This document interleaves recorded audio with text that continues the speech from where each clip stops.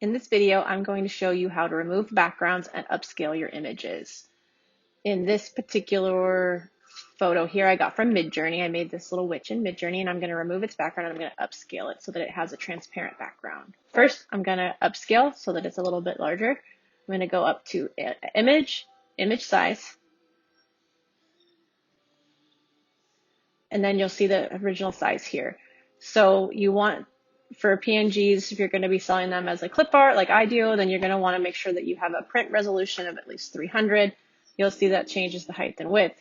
Then you can also change to like whatever height and width you like. I sell mine at 2100. You want to do the resolution first because it will change your height and width. Make sure this little lock is on.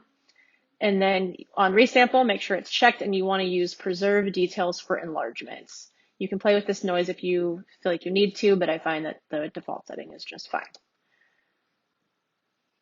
So then you're upscaled to the new size. Now we will remove the background. There's a couple of ways you can remove backgrounds in Photoshop. You can try a couple different ways. Of course, there's the obvious background remover. We'll do that first, and it will remove the background. You can see that you get mixed results with this guy. Like, it left this whole white part in here. On some of them, you'll see that it like will take away part of the dress or something like that. So I kind of get mixed results when I'm playing with the remove background. So depending on the detail and stuff, I don't use that very often. I actually prefer to just use the magic wand tool. So I will use the magic wand to show.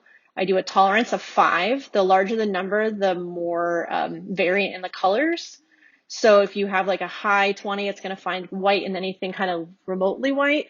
So you can play with that number, but I find that between 5 and 10 for removing backgrounds works pretty well. So I can just click once. You'll see it has these little marching ants all around.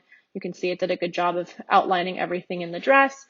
And then you can just, first, you can still outline. You're going to have to make sure that this layer right here is not a background image. It's really easy to do. You just unlock it.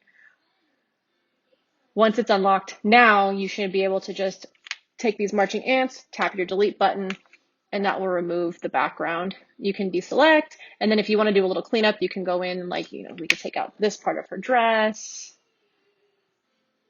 My computer runs very slow, so you'll have to excuse it.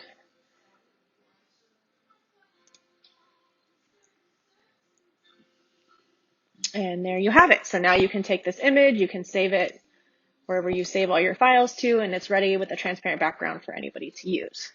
A handy little tool, if you're using this, you can create yourself an action. So what I did is I created this action. So you can go over here to your actions panel. You can record yourself making these steps. So I opened up a file, and then I hit this record button. I removed that layers lock to make it a layer. I went up and I edited, I set it as a background. Then I went to the make my selection. I deleted the selection.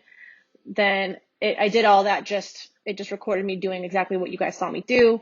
And then it makes the image size. And then I have this little box checked so that it asks me if I want to close the file. So if I need to make any edits, I can say, don't close the file. If I'm happy with how it came out automatically, then I can do that. But then you can see how fast this works I will open up another image. And once you've recorded your action, all the steps that we just did, you hit play, and you'll see that it automatically will go in and remove my background. And this is where I have the prompt. So I can tell it in this one, no, don't save it for me yet because I want to take this piece of the background out. And now I can save and close it. So I can just hit play again, and it'll prompt to save and close. And I go ahead and say save, and it will close the file. So 2 ways. Same thing, but one is just fast because you got everything saved instead of having to do each step each time. Hope this helps you get all your images ready for your clients.